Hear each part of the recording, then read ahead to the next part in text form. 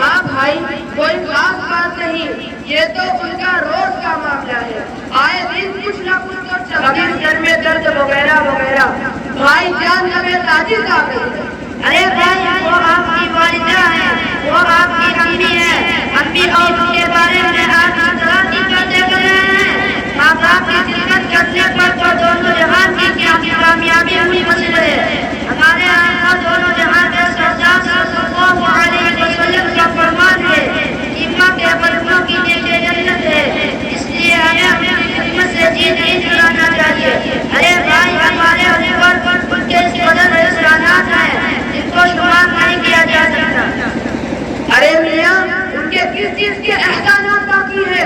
پورے 2 سال سے پریشان ہوں، نہ رات میں چین سے سو سکتا ہوں، نہ دن میں سکون ہے، کبھی یہ کرو کبھی وہ کرو، کبھی یہاں آؤ کبھی وہاں جاؤ۔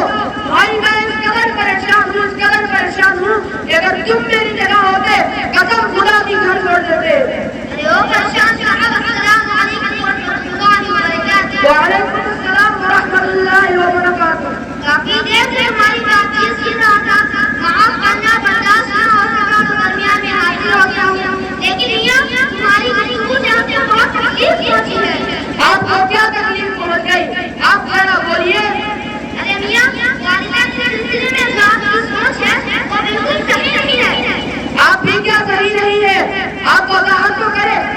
ارے صاحب، آپ کی گفتگو سے لگتا ہے کہ ماں باپ آپ کے لیے بوجھ ہے، حالانکہ ماں باپ آپ کو اللہ تعالیٰ نے وہ مقام و مرتبہ رکھا ہے کہ جن کی شان میں قرآن میں ارشاد فرماتا ہے وَقَضَىٰ رَبُّكَ أَلَّا تَعْبُدُوا إِلَّا إِيَّاهُ وَبِالْوَالِدَيْنِ إِحْسَانًا إِمَّا يَبْلُغَنَّ عِندَكَ الْكِبَرَ أَحَدُهُمَا أَوْ كِلَاهُمَا فَلَا تَقُل لَّهُمَا أُفٍّ وَلَا تَنْهَرْهُمَا وَلَا تَقُل لَّهُمَا قَوْلًا كَرِيمًا۔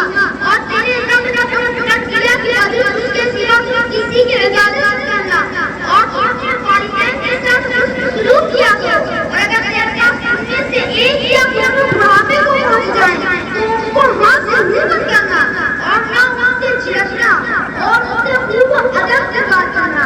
آئیے اپنے سے اللہ تعالیٰ نے کیا فرمایا کہ کسی بھی حالت میں کچھ کہنے کی اجازت نہیں ہے۔ کیا مطلب؟ میں کچھ سمجھا نہیں۔ ارے جناب، آپ سمجھے نہیں، اس میں تو فلسفہ بازوں نے صحیح میں آپ سمجھے نہیں۔ اچھا مثال سمجھیے، آپ کہیں میں سوئے ہوئے ہیں اور آپ کی ماں نے آپ کو آواز لگائی، ارے وہ بیٹا ذرا پانی پلا دو، اس سے جو آپ کی نیند ٹوٹی ہے اس نیند کے ٹوٹنے پر بھی ان کو یہاں کہنے کی اجازت نہیں ہے، بلکہ فوراً اٹھو اور ان کو بچا لاؤ۔ آئی بات سمجھ میں؟ جی ہاں، بات تو سمجھ میں آ گئی، لیکن میں نے اپنی ماں کی اتنی خدمت کی کہ حق ادا کر دیا، اب ہمارے اور کوئی حق باقی نہ رہا۔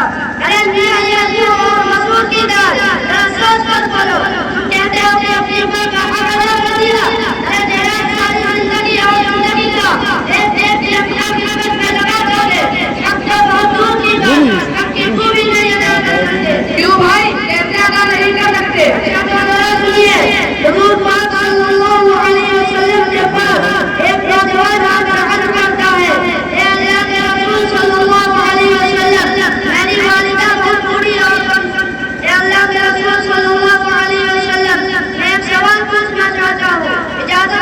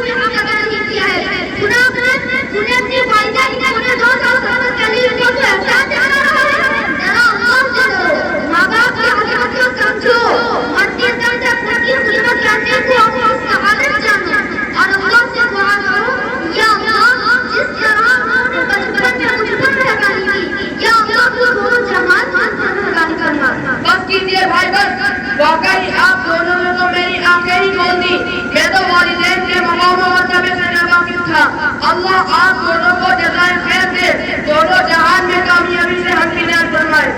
رحمان بھائی اب تو آپ کی سمجھ میں آ گیا ہوگا کہ ماں کا مقام و مرتبہ کیا ہے اور ہم ان کے ساتھ کیا سلوک کر رہے ہیں۔ کتنے ہی نادان آج ایسے ہیں جو اپنی ماں کو بات بات پر گالیاں دیتے ہیں، کتنے ہی بد نصیب آج ایسے ہیں جو اپنی ماں پر ہاتھ اٹھاتے ہیں۔ ذرا یہ لوگ سوچیں، اللہ تعالیٰ فرما رہا ہے کہ انہیں اف بھی نہ کہو، نام سے جھڑک کر بات مت کرو۔ وہ بھی یاد رکھیے، والدین اگر ناراض ہوں تو بڑی سے بڑی عبادت اللہ تعالیٰ کے نزدیک بیکار ہے۔ حضرت علقمہ رضی اللہ تعالیٰ عنہ کا واقعہ ہمارے سامنے رکھنا چاہیے، جو ایک صحابی ہیں، عبادت گزار ہیں، لیکن ماں ناراض تھی، آخری وقت زبان سے کلمہ ادا نہیں ہو رہا تھا، جیسے ہی ماں نے معاف کیا کلمہ ادا ہو گیا۔ اللہ اس کے نوجوانوں کو ہدایت دے اور والدین کی خدمت کرنے کا جذبہ پیدا فرمائے۔ آپ نے بالکل صحیح فرمایا، یہ حقیقت ہے کہ والدین کی رضامندی میں ہی اللہ کی رضا ہے۔ میں نے بھی ایک حدیث پڑھی ہے جس میں حضور صلی اللہ علیہ وسلم نے یوں ارشاد فرمایا، رضا الرب فی رضا الوالد وسخط الرب فی سخط الوالد۔ اچھا جناب، آپ سب جانتے ہیں کہ اللہ کی تین قیمت کرنا کہ اس کے دل سے تیرے لیے دعائیں ہو جائے، پھر انشاءاللہ دنیا اور آخرت دونوں میں بچ جائیں گے۔ میں اس مجمع میں وعدہ کرتا ہوں کہ انہی باتوں پر عمل کروں گا اور یہی باتیں اپنے دوستوں کو بھی سناؤں گا اور انشاءاللہ گھر جا کر سب کو بتاؤں گا۔ واقعی دوست اگر آج کل کے نوجوان جیسے خدمت کرنے لگے تو معاشرے میں بڑا انقلاب پیدا ہو جائے اور اللہ کے ملی علم فرما بردار کرنے بن جائے۔ یہ باتیں حضرات یہ ہم سب کے لیے ہیں۔ اگر کسی کے ماں باپ ناراض ہیں تو گھر جا کر اس سے معافی طلب کریں اور آخری دم تک ان کو خوش رکھنے کی کوشش کریں۔